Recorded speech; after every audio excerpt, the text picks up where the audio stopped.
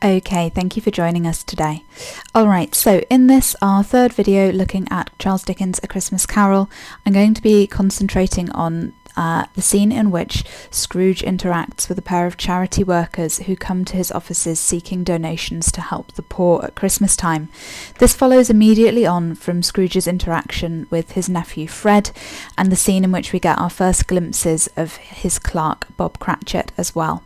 So we're looking at this extract. I'm going to be jumping between focusing on the language and how Dickens describes this particular scene, this conversation that Scrooge has, and some other contextual information about the time in which Dickens was writing, some of the events which led up to his beginning writing A Christmas Carol, talking about Dickens' ideas about poverty as well, how he felt about the issues that surrounded him in Victorian London, and we're also just going to be talking about some of the broader ideas behind A Christmas Carol. So, as with the other previous videos, I'm going to be reading out this extract to you, just picking out some of the interesting quotations here, talking a little bit about Dickens' use of language, and then hopefully sort of aiding your understanding of this extract by touching on the context as well. Okay, so his nephew left the room without an angry word, notwithstanding. He stopped at the outer door to bestow the greetings of the season on the clerk. This is Bob Cratchit, who, cold as he was warmer than Scrooge, for he returned them cordially. "There's another fellow," muttered Scrooge, who overheard him. "My clerk, with 15 shillings a week, and a wife and family, talking about a Merry Christmas. I'll retire to Bedlam." This lunatic, this is Bob Cratchit again that he's referring to here, this lunatic, in letting Scrooge's nephew out, had let 2 other people in. They were portly gentlemen, pleasant to behold, and now stood with their hats off in Scrooge's office. They had books and papers in their hands, and bowed to him. Now, I've just picked out these couple of quotations here highlighted in yellow, because I think it's quite interesting the way in which these men are depicted as behaving very respectfully towards Scrooge. They take their hats off when they come into his office, they bow to him, and the way in which they speak to him, which we'll see in a moment, is also really polite and respectful. And this creates quite a sharp contrast with Scrooge's responses, which are flippant, rude, dismissive, and really show no reciprocal respect for these men. So I've just made a note there. The men address Scrooge respectfully, and this will be sharply contrasted by Scrooge's attitude towards them. Sorry, the edge of that note's just been cut off there. So, let's see what they have to say. "Scrooge and Marley's, I believe," said one of the gentlemen, referring to his list. "Have I the pleasure of addressing Mr. Scrooge or Mr. Marley?" "Mr. Marley has been dead these 7 years," Scrooge replied. "He died 7 years ago this very night." "Well, we have no doubt his liberality is well represented by his surviving partner," said the gentleman, presenting his credentials. It certainly was, for they had been 2 kindred spirits. At the ominous word liberality, Scrooge frowned and shook his head and handed the credentials back. "At this festive season of the year, Mr. Scrooge," said the gentleman, taking up a pen, "it is more than usually desirable that we should make some slight provision for the poor and destitute, who suffer greatly at the present time. Many thousands are in want of common necessaries. Hundreds of thousands are in want of common comforts, sir." "Are there no prisons?" asked Scrooge. "Plenty of prisons," said the gentleman, laying down the pen again. "And the Union workhouses?" demanded Scrooge. "Are they still in operation?" "They are. Still," returned the gentleman. "I wish I could say they were not." "The treadmill and the poor law are in full vigour, then?" said Scrooge. "Both very busy, sir." "Oh! I was afraid from what you said at first that something had occurred to stop them in their useful course," said Scrooge. "I'm very glad to hear it." "Under the impression that they scarcely furnish Christian cheer of mind or body to the multitude," returned the gentleman, "a few of us are endeavouring to raise a fund, to buy the poor some meat and drink and means of warmth. We choose this time because it is a time of all others when want is keenly felt and abundance rejoices. What shall I put you down for?" "Nothing," Scrooge replied. "You wish to be anonymous?" "I wish to be left alone," said Scrooge. "Since you ask me what I wish, gentlemen, that is my answer. I don't make myself merry at Christmas, and I can't afford to make idle people merry. I help to support the establishments I have mentioned. They cost enough, and those who are badly off must go there." "Many can't go there, and many would rather die." "If they would rather die," said Scrooge, "they had better do it, and decrease the surplus population. Besides, excuse me, I don't know that." "But you might know it," observed the gentleman. "It's not my business," Scrooge returned. "It's enough for a man to understand his own business and not to interfere with other people's. Mine occupies me constantly. Good afternoon, gentlemen." Seeing clearly that it would be useless to pursue their point, the gentleman withdrew. Scrooge resumed his labours with an improved opinion of himself and in a more facetious temper than was usual with him. So, in this extract then, in this section of the text, Dickens really puts on full display Scrooge's dismissive attitude towards the suffering of the poor. And in doing so, Dickens begins to reveal the broader purpose of his novel, which is to criticise the casual attitudes that the rich, the wealthy, the well-off, the upper and ruling classes in Britain had towards those who were less well-off, who had less privileges, who had less wealth, and who were suffering in their society as a result of their callousness, of their sort of unconscious cruelty. So, first of all, I'm just going to talk through a couple of these quotations that we haven't touched on so far, which are highlighted here in yellow. So when the gentlemen first arrive at the door, when the charity workers first arrive, one of the first things that they do is they make the sort of mistake that Dickens mentioned previously, mixing up Scrooge and Marley. And these little points that Dickens makes comparing the two men are designed to illustrate how similar they are in nature, how similar their characters are, and this is going to be important for when Marley makes his reappearance a little bit later on, and in which those similarities are again highlighted. So the charity workers make this comment: "We have no doubt his liberality is well represented by his surviving partner," meaning we have no doubt that Marley's generosity is shared by you.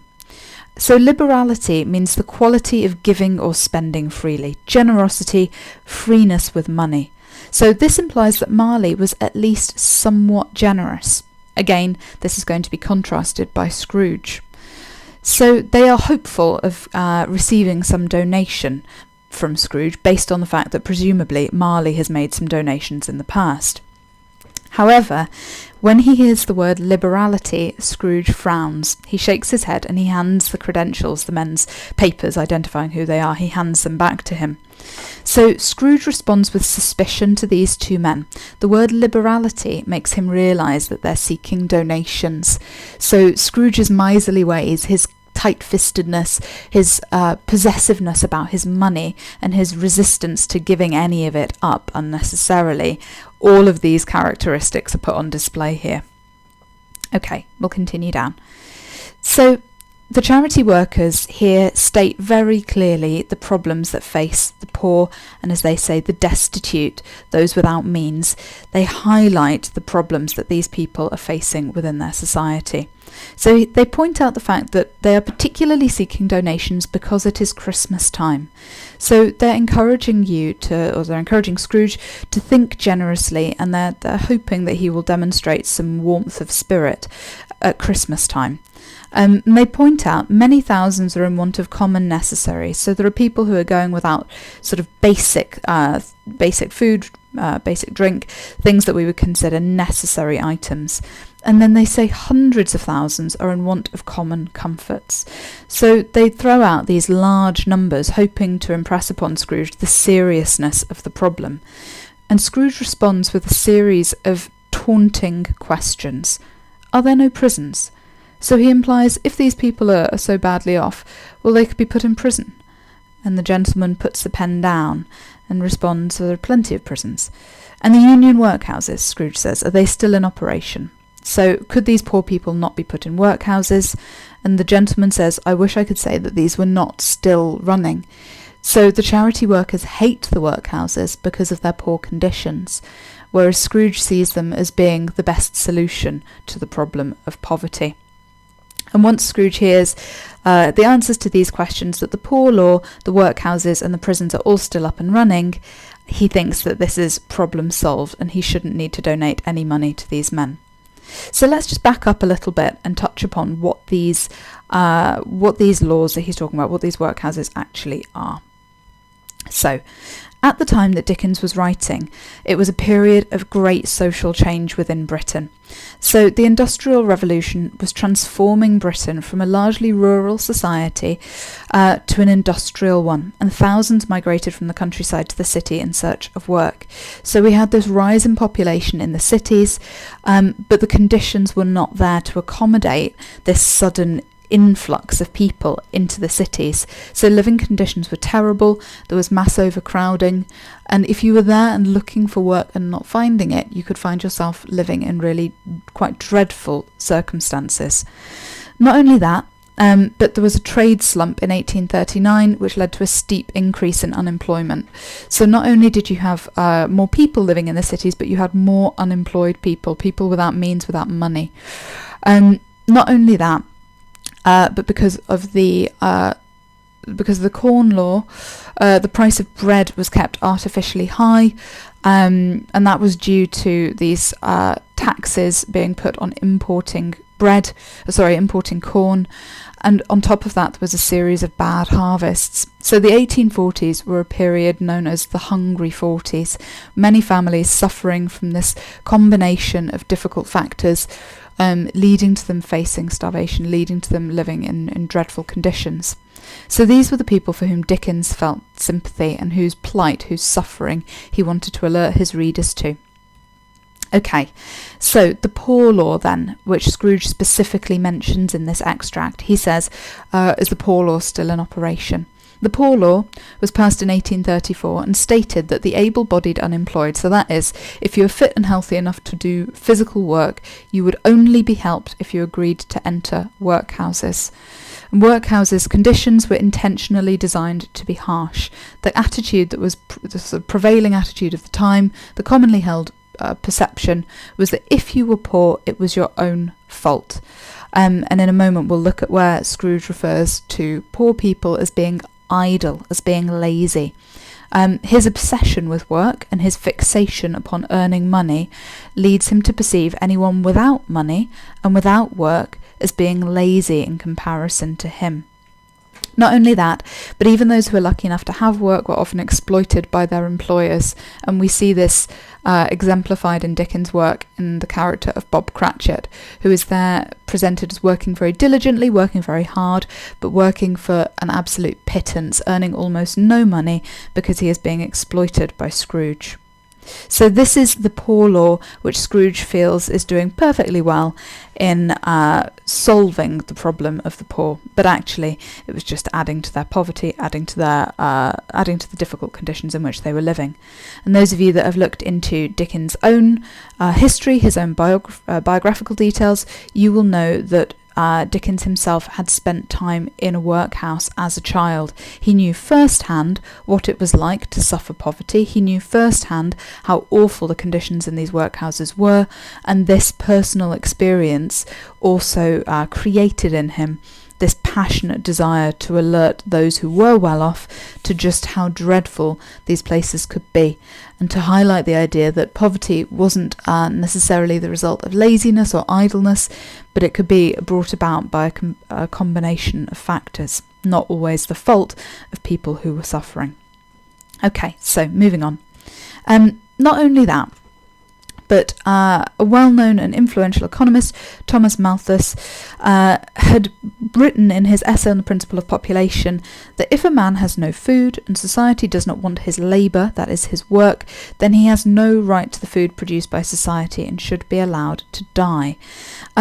This was a very well-known argument at the time in which Dickens was writing, and this was seen as an intelligent and completely rational, a reasonable response to poverty. So really, when we look at this scene and we see how casual and how easy it is for Scrooge to dismiss the suffering of the poor, he would have been influenced by these kinds of ideas. He would have been well aware of these concepts, and potentially it is implied that he approves of these kind of ideas. So at the end of the extract, when he says that those who are unwilling to enter the workhouses and who would rather die than to do so, he simply says, well, perhaps they should die then and reduce the surplus population. He says, well, let them die then.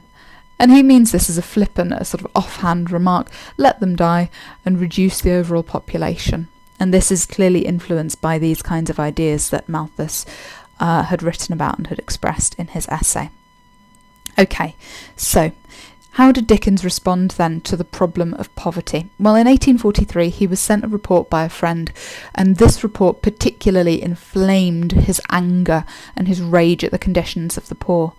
This report revealed that in Britain, children under 7 years old worked 10 to 12 hours a day in terrible conditions, unprotected by any law. And this report brought about in Dickens such fury, such rage at what he was reading, that he wrote A Christmas Carol in response, levelling his anger at what he called sleek, slobbering, bow-paunched, overfed, apoplectic, snorting cattle of the ruling class. He wrote A Christmas Carol with the intention of raising awareness of the issues that were brought up in this report, raising awareness of how poverty affected those working in the cities or living in the cities, and in particular how it affected children. And we'll see that brought through in the novel in the character of Tiny Tim. His hope was that it would affect his readers like a sledgehammer, that it would be more powerful in the form of a novel than in a pamphlet presented to Parliament or something like that. He wanted this to be an idea that would be understood by the masses. So, A Christmas Carol, therefore, as a novel, can be read as a critique, as a criticism, that is, of materialism, inequality and the injustices of 1840s Britain. So the materialism is the obsession with material possessions, with the things that you can own. And we see that materialistic attitude in Scrooge. The inequality we see in the difference in life conditions, the difference in living conditions between the likes of Scrooge on one hand and Bob Cratchit on the other, and the injustices, the unfairness of life for those in 1840s Britain who didn't have as much money, as much wealth, and therefore whose lives were so much worse. So that sentence that is on the screen now, that is the key core idea behind A Christmas Carol. This is Dickens' purpose in writing this novel, was to show people that these things were wrong. Okay, so let's jump back then to the text and see how these ideas are brought through in this particular scene. So we see here then the suffering of the poor emphasised by the charity workers. So when they say hundreds of thousands are in want of common comforts, this relates to Dickens's purpose in writing the novel. He wanted to alert Victorian audiences, Victorian readers, to the suffering of the poor and provoke their empathy, to make them feel sorry for these people and to make them relate to these people. So Scrooge's casual cruelty is emphasised as he talks about the workhouses and the poor law, and he seems quite relieved that these things are both in full vigour, that is, that they're working as usual. So the charity workers mention that these places, the workhouses and the prisons, do not do anything to address the humanity of the people that are living within them. They scarcely furnish Christian cheer of mind or body to the multitude, so they don't do anything to support the happiness of these people or their well-being. And these men say that this is not Christian. The gentleman says, a few of us are endeavouring to raise a fund to buy the poor some meat and drink and means of warmth. So we're trying to raise money to feed the poor and to keep them warm at Christmas. And throughout the novel, we see constantly mentions of setting, the biting wind, the bitter cold, the snow that's falling, people in the street stamping their feet to keep themselves warm. All of these ideas are brought through constantly to emphasise that these were the conditions that those living in poverty would have been facing. The struggle just to get food, to get drink, the struggle to keep warm. They say they choose Christmas time because it is a time where want is keenly felt. So when those who go without, those who are living in poverty, are most aware of their poverty and most aware of what they lack. And other people have plenty. Abundance rejoices. People who are rich, who are wealthy, who have money, they spend it freely, they spend it happily on making for themselves a lovely Christmas time, a lovely celebration. So Scrooge refuses to make a donation. The man says, what shall I put you down for? And he says, nothing. When the man says, you wish to be anonymous, then he says, no, I wish to be left alone. He says, I can't afford to make idle people merry.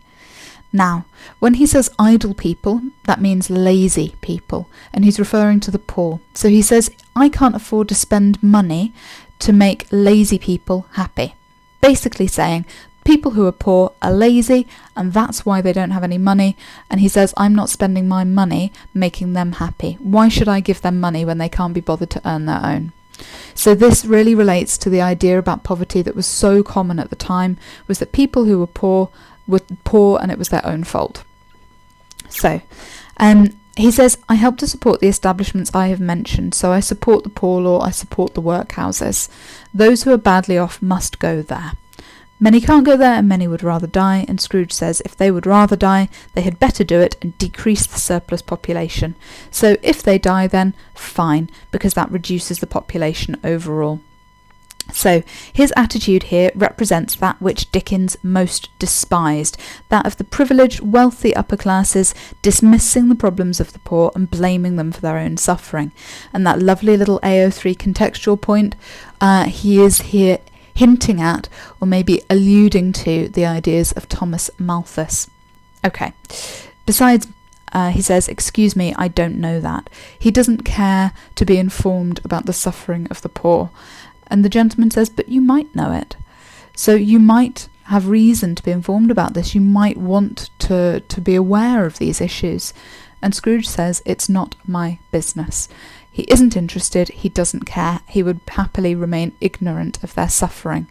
It's enough for a man to understand his own business and not to interfere with other people's. Mine occupies me constantly.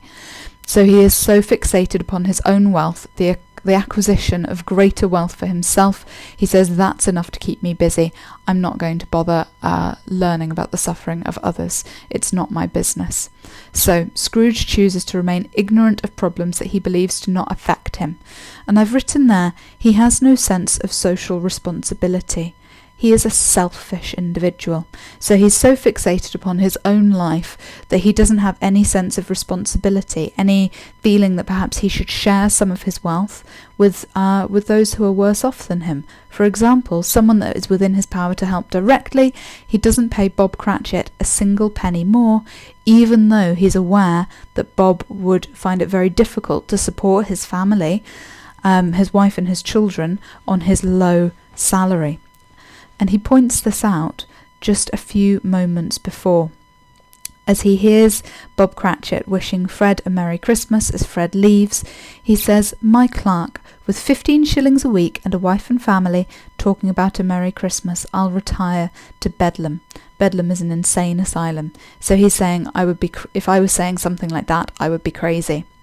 So he's aware that Bob is having to subsist, having to survive on this pittance of a wage, and he simply sees it as insanity that he should be merry at Christmas time. He doesn't think for a moment that it's within his power to do anything to change his situation, and he doesn't think that he should have to.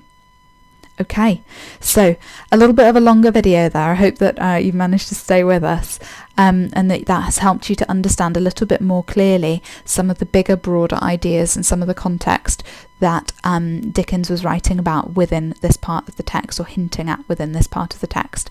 And hopefully that's helped you to understand why this scene, which is only a page or so long, is really, really significant in establishing a little bit more depth to Scrooge's character. Okay, thanks very much for your time today. I hope your revision is going well.